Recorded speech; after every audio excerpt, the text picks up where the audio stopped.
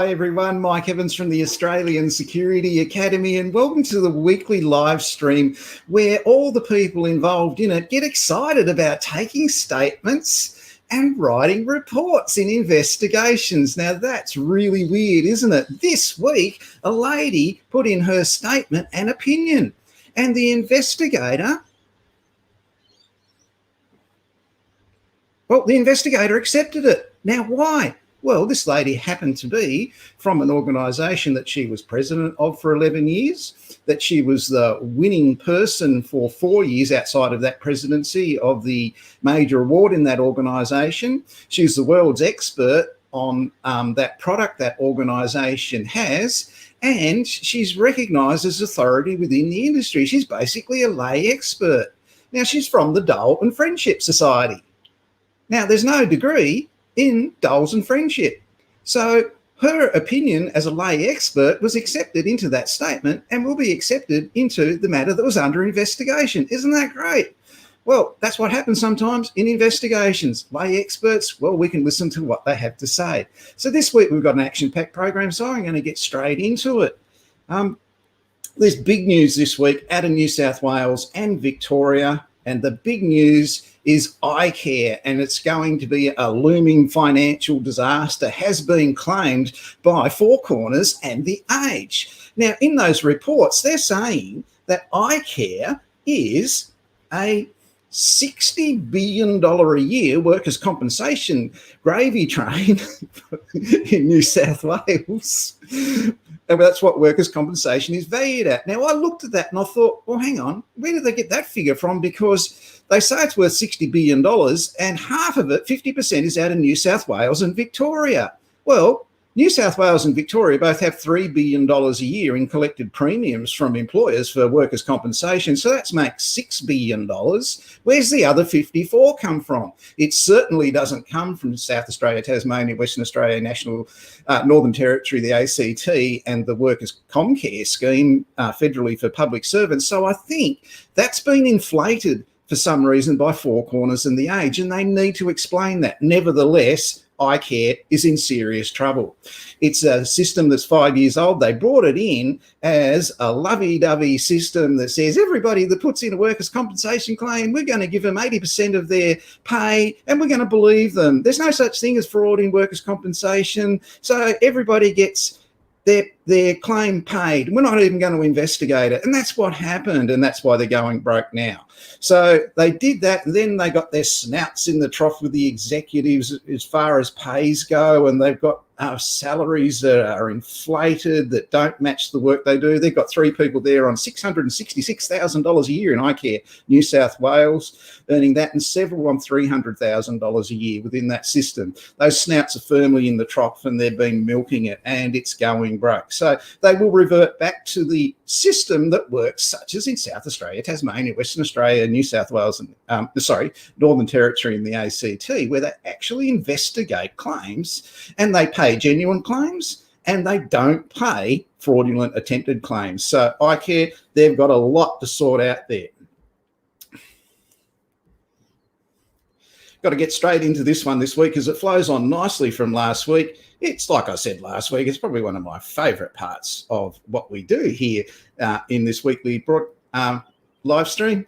It's Industry Association. Investigation Industry Association sounds like a whole bunch of old people standing around singing the national anthem.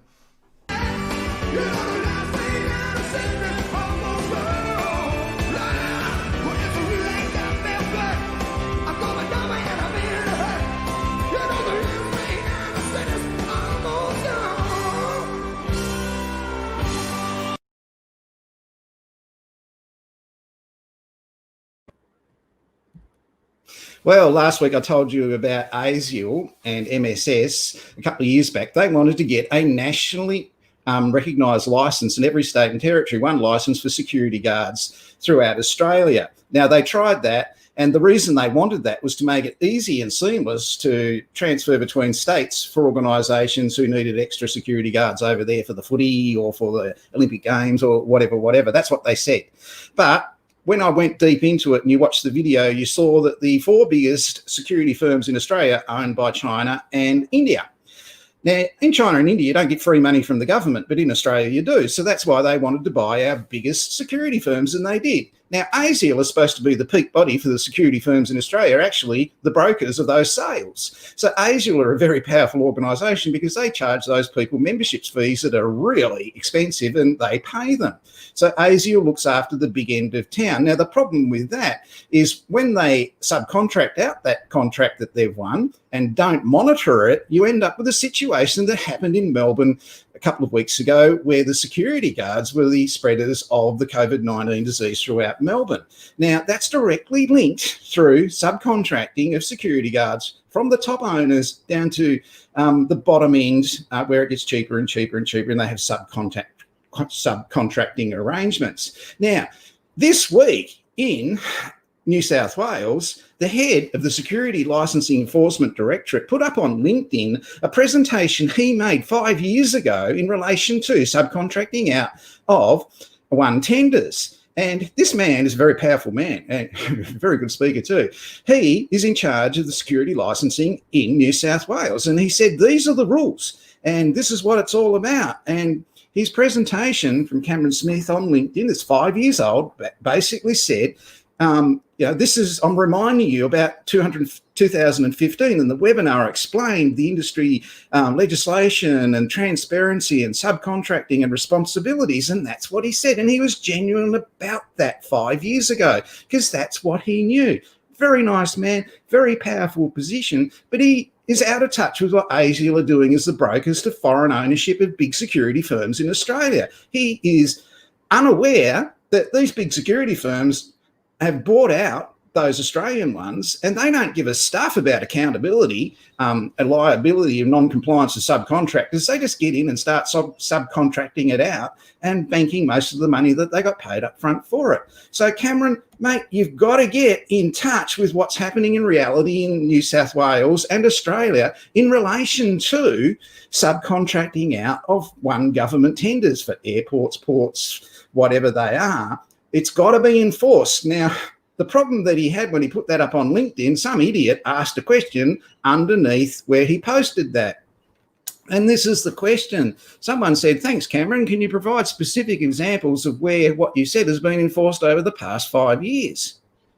Now, 3 days later, today, since that's been posted, there hasn't been a reply, because there's been no enforcement of what he said, because ASIAL are involved and they're very powerful, and they are cautiously associated with SLED and give them directions and assistance and guidance. And anything that's going to rock the boat there isn't going to happen.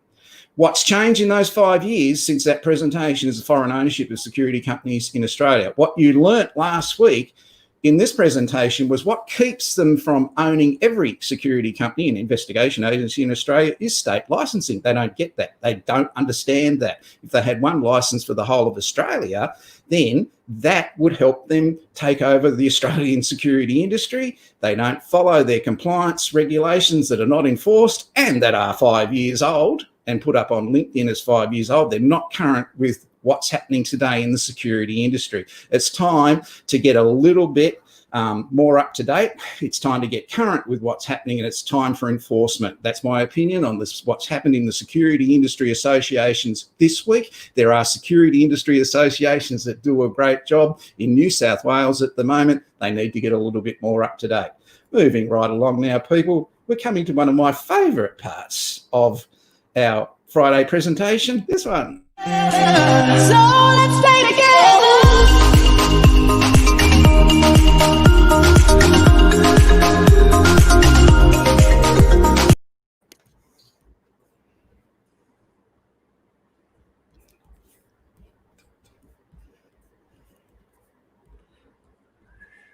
And when I learn how to operate this system, that's what will happen. Tom, you got the movie of the week for us, mate. Welcome to the show. Thank you, Mike. It's a pleasure to be here. What's the movie you've got for us, Tom? So the movie that I've got for everyone is a movie about a very famous historical insurance claim.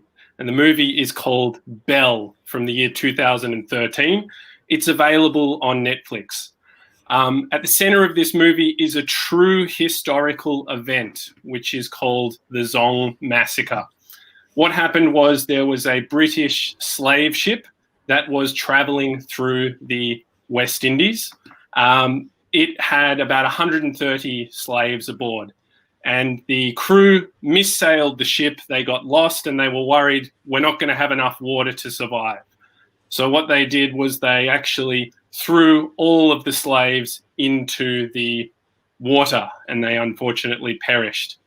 Now, when the ship, the Zong, arrived in the port in Jamaica, the first thing that the owners did was they made a claim to their insurers for the loss of the enslaved people. At the time, enslaved people would be insured as cargo, and this was common practice. And so what happened was the insurance company refused to pay out on the claim, and basically what happened was the ensuing court case, which was called Gregson versus Gilbert of 1783. And what happened was, believe it or not, the slave owners won the court case. And it was held that in some circumstances, the deliberate murder of enslaved people was legal, and the insurers were required to pay compensation for those who had died. Thankfully, though, there was a second trial, which was overheld by the Earl of Mansfield, who's based in this movie. And in the second trial, he found in favour of the insurer, and basically they were not able to get compensation. So the movie's a very good film. It's a period drama, and for those of you who are insurance investigators, there's an interesting historical case of an insurance claim. Fantastic account, Tom. Now, it's really relevant for investigators, this movie, in relation to it, because that's where insurance started, was in marine shipping. That's where it all started. So it's worthwhile, particularly the court part, isn't it? Yep, that's it. It follows probably 5% of the movie is about the court case, and the rest of it is kind of, period drama, nice costumes, polite conversation, all that kind of stuff. But the court case is quite interesting. And it's interesting to find out that it actually took an additional 10 years for Parliament to make it illegal for people to claim insurance in cases where they've murdered their own slaves. So it gives you an idea of how backward society was at the time, how backward the insurance industry was at the time. And thank God there has been reform, and hopefully, as you're calling for, there'll continue to be reform in the future. Fantastic. Well, it's a great movie. I'm looking forward to watching it this weekend, because the forecast here is for wet weather. So with that, in the absence of my footy team playing, I'm going to be watching that. Tom, you're an investigator. Can you tell us a little bit about what you do? Well, I work for a company called Precise Investigation, and mainly I do workers' compensation claims. So, psychological injuries, slips, trips and falls, all of that kind of thing. Pretty much exactly what my time doing a Certificate 3 in investigative services with yourself and Pat prepared me to do. So, yeah, that's what I do these days. Fantastic. Thanks for the feedback, Tom. And look, thanks very much for coming in for our movie of the week. We really look forward to catching up with you again in the future. Great to meet you, mate. Mike. Thanks, Tom. It's been a pleasure. Well, that raises a bit of an issue. And this is what Tom pointed out. There was a ship sailing. Now, that ship must have sailed from London. So London's a location. It's picked up its cargo, I guess, in Africa. And then it's made its claim during monsoon season in Jamaica. And then it's finally ended up in America. That's 4 different jurisdictions, had they had jurisdictions back then, which they didn't have. But what would happen if you're an investigator and you had to do that in Australia today? One of my most frequently asked questions is, should I get a private investigator's licence in every state and territory in Australia? The type of clients you have and the type of investigations you do will dictate what you need to do in relation to investigations and what states you're required to be licensed in. For most people, they will only require being licensed in one state because that is where they will do most of their work. However, if you live on the border of certain areas in Australia, you may need to get a licence in 2 states. Here's an example. Where you are likely to need a licence in 2 states in Australia are the following places. On the border of New South Wales and Queensland at Tweed Heads, where the population of Tweed Heads is 89,000 people. It's right next to the Gold Coast where the population is 528,000 people in another state. In the Albury-Wodonga region of Victoria and New South Wales, I would include in this Canberra as well, you would need a dual licence. Albury-Wodonga alone's population is 104,000 people. In the Mildura area, you'd need a dual licence. It's on the border of New South Wales and Victoria. The population there is 66,000. I would include that in Horsham, you would need a South Australian licence as well. It really gets interesting if you look at Popel's Corner in Australia, where the border of 1 territory and 2 states meet. The population there is 0 people, but lots of kangaroos, dingoes, flies, camels, emus and snakes. I've actually done an investigation at Popel's Corner. It's right here in the Simpson Desert. It's where 3 time zones meet, and it's the corner of the boundaries of Queensland, South Australia and Northern Territories. I'm Mike Evans from the Australian Security Academy. So there you go. We've got a little bit of a slow connection at the moment. I don't know what's going on there, but I'm going to show you that investigation. So what happens, they've gone to the Simpson Desert and it's a bike tour. It's a 4-week bike tour. They're riding through the desert and there's a group of 11 riders with a support vehicle with all their food and their spare parts and their change, that sort of thing, change of clothes.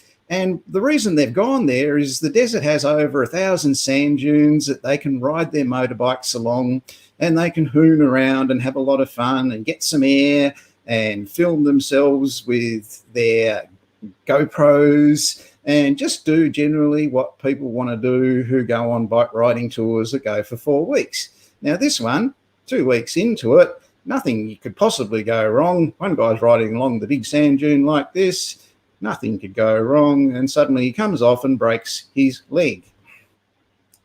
So he has to crawl up to his bike and turn his motorbike off. And now they've got a problem. They're at Popel's Corner, 350 kilometres from Birdsville, miles away from anywhere else. It's where 3 states meet, and there's no one can go and help him. So he's got to stay there, and they give him some advice to stay in this tent, keep this fire going to keep the dingoes away, and the snake repellents in the esky will go and get some help, and good luck, mate.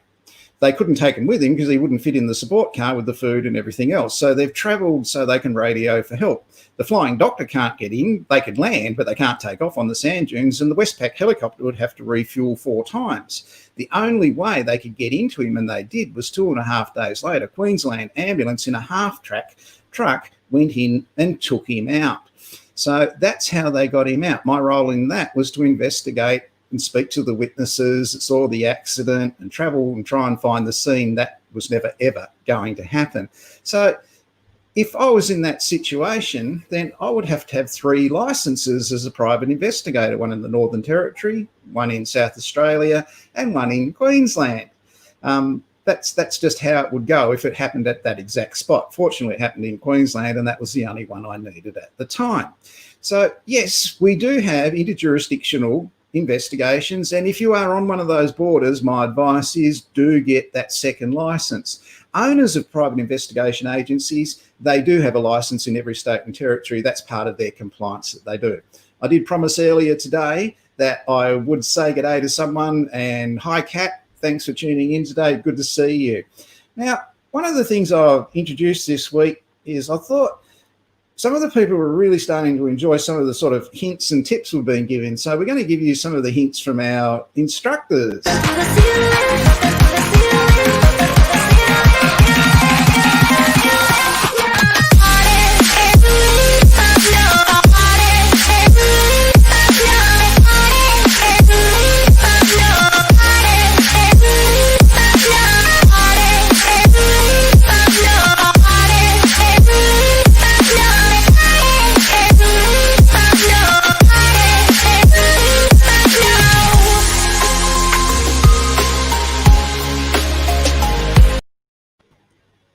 Hello, Pat Flynn. Good afternoon, Mike. Good afternoon, everybody. What are you going to tell us all about today as a hint for our investigators that are corporate, government and private out there, Pat? Okay, I'm just going to talk briefly about a resource that you can use to obtain additional information to improve the quality of the reports you prepare for your clients. Now, before I discuss the resource, I'll just provide some background information. Personal injury claims are primarily concerned with the tort of negligence, which focuses on the issue of duty of care and whether that duty of care was breached. All claims that progress to being a litigated common law matter focus almost entirely on the issue of negligence. So when you're conducting investigations, it's important to address the issues concerning negligence, such as reasonable foreseeability, taking reasonable steps to prevent events occurring, and risk management. Similarly, you also need to address the issue of contributory negligence. That is, did the actions of the plaintiff or the claimant contribute to their own injury? So the resource that I'm referring to is the Bureau of Meteorology. There are many situations where weather conditions can be a relevant factor in the claim.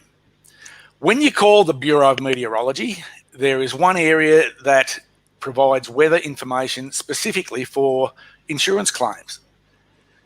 The two main weather conditions that are relevant are rainfall and wind. If you're trying to establish if it was raining or not, you can advise them of the location or suburb where the incident occurred. They will advise where the nearest measuring stations are, and they advise how much rain fell on the day, and they can even give you advice about what time of the day the rain fell. Why would rainfall be relevant? You may have received a public liability claim where the claimant slipped and fell while negotiating some brick steps located outside at a holiday resort. When you inspect the steps, you can see that there is green mould and mildew on the steps, which is not slippery when the steps are dry, but they're slippery when they're wet. The insured could be negligent by not keeping the steps clean. The claimant may have contributed to their own injury by running down the steps wearing thongs in the rain carrying a suitcase. Another example would be you may have received a compulsory third-party claim where a collision occurred on the motorway. The insured could be negligent by driving too fast in a torrential downpour. It may not be against the law to drive at the speed limit, but the insurer might be negligent by driving at the speed limit that is too fast for the conditions when visibility is reduced. Another example, I recall that the company I used to work for received some instructions for a claim where a tip truck raised its bucket to tip soil, and in doing so, the bucket came in contact with overhead power lines and the driver was electrocuted. The issue in question was that the soil was very fine and powdery, and there was a suggestion that the windy conditions caused fine dust to obscure the view of the power lines. How strong was the wind? That's why you contact the Bureau of Meteorology. So there's just a couple of examples of where the information obtained from the Bureau of Meteorology can be helpful. How helpful are they at the Bureau? Do they want to know about this, Pat? Oh, they do. Once you ring them up, they engage and they actually enjoy what they do. So you can find out exactly hour by hour how much rain had fallen, precisely where it was. They can give you two different readings from two different measuring stations. Your accident scene might be in the middle, but they'll give you all of that information. They're very helpful. You can actually, I know in New South Wales, you can actually get them to follow it up with they used to send a fax, but they'll send an email with that information in it. So, yeah. Thanks, Pat. I really appreciate you dropping in today with that a very informative part about the Bureau of Meteorology. Bomb, they're great people there. We love to interact with them as private investigators. They're probably the most helpful government department we interact with. Thanks for coming in, Pat. We'll see you next week. Thank you. Goodbye. Have a good. Well, cut Pat right off there, poor old Pat. We had a student in one of our classes. She said, yeah, in my role with the coroner, I had a man that was swept off rocks and killed. And I contacted the Bureau of Meteorology about it. they were so helpful, and they were telling me the wave heights in relation to what the heights were with the wind and the waves at that time. Now, that meant nothing to me, and I said that to the man at the Bureau. So what he did, this happened in Hobart, Tasmania. So the Bureau of Meteorology sent her a scale picture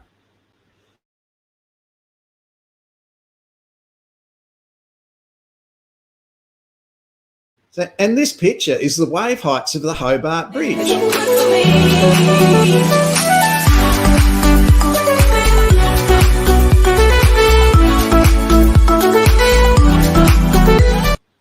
So the investigator was familiar with the bridge, and when she saw the wave heights drawn on the bridge, she knew exactly how high they were, and that made sense to her, and it was all because of the Bureau of Meteorology. Now, that's one hint that we've got for this week. The other one I've got is about if you're going to do a certificate for and government investigation into fraud in the public service, one of the best things that you can check in relation to what's been going on is Cabcharge. No public servant who's acting fraudulently will put their hand in their own pocket and pay for their own transport. Why should they? They've got a Cabcharge card. And this has been the downfall of a lot of people that have committed fraud within government departments. Peter Slipper says he's released Cabcharge receipts claiming they clear him of any wrongdoing. Speaking on 7:30 last night, the Workplace Relations Minister Bill Shorten says he's sure the police will investigate the documents. I'm sure that what is produced will be examined by the relevant authorities. I do note that Mr Slipper asserts that these are fabrications. I'm not a handwriting expert. The authorities will sort this matter out once and for all. Peter Slipper lost his job as Speaker of the House of Assembly over issues with Cabcharge changes. So on appeal, when he was actually charged with it and found guilty of it, he appealed against it and he won it on appeal and the charges were dropped. But Cabcharge, very important thing if you're going to be doing investigations within government. Just gotta let it go. I often sit and wish that I could just change my past. To think about you, Dad, there's so much shit that I could ask. Like, why am I still haunted by the day that you left? So this week, our jobs of the week, once again, go to the Australian Private Investigator Corporate and Government Investigation Jobs Facebook page and you'll see what's been happening in positions vacant that have come up this week. Now, I put up on there about 30% of the jobs that come up. Here's a great one with Transport Safety in Victoria. They want to pay you almost $2,000 a week plus superannuation for compliance and investigations in transport. Now, I've had students over the years that have successfully gone up through that organisation with their Certificate for and Government Investigation and their Certificate for and Security Risk Management. BHP in Western Australia want a principle of investigations to conduct investigations in relation to their work over in Western Australia. This one's a great one. It's Bunnings. They want an investigations and analyst manager. Now, Bunnings get ripped off all around the country, and this one's in Melbourne. So it's up on our Facebook page. Have a look at it. If you're in Victoria, it's a great job. Bunnings are very serious about their security and they take it very seriously. So great job to have. I'm sure you'll get access to sausage sizzles as well. Well, people, that's almost it for this week. If I just check, yep, oh, sorry, I missed one thing. Yeah. If you're watching this from work in the public service, you might want to turn the sound down. This came out this week. It's very topical. It's very important. And it happened because of Slater Gordon hit the press with requesting that any police officers that have been involved or in contact with COVID-19 people should get in touch with them and register with Slater Gordon just in case.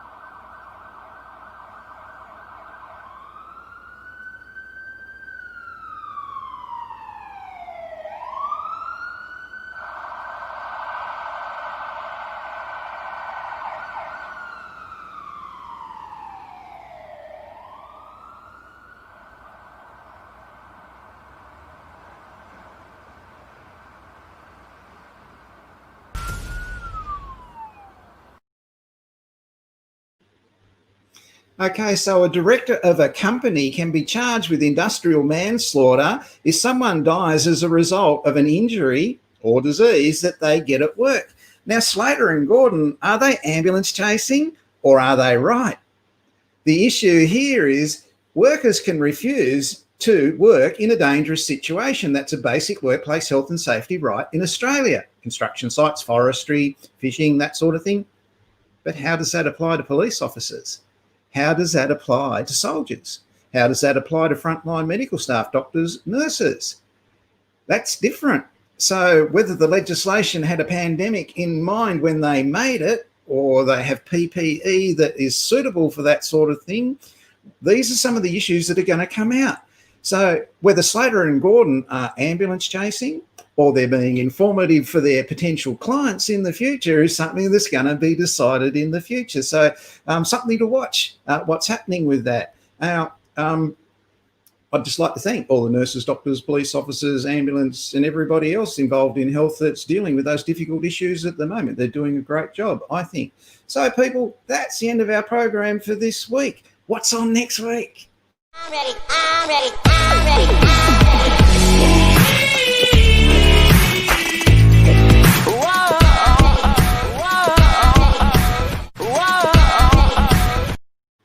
We're going to have sweeping for listening devices and bugs in Australia, not America, in Australia. We've got the person that's been doing that his whole working life coming onto the program, and it is my number one most frequently asked question. Am I being bugged? Who's listening to me whatsoever? So next week, something to look forward to that, in line with our movie of the week this week, where people were lost in relation to that claim. We had a little program in Tasmania last year as an organisation where we were doing some drone training, and we actually lost one of our teachers in that drone training. So I'm going to say goodbye now. Let's have a look at that person we lost. That can happen to anyone. Let's have a look at it on the way out. See you next week. I'm Mike Evans from the Australian Security Academy.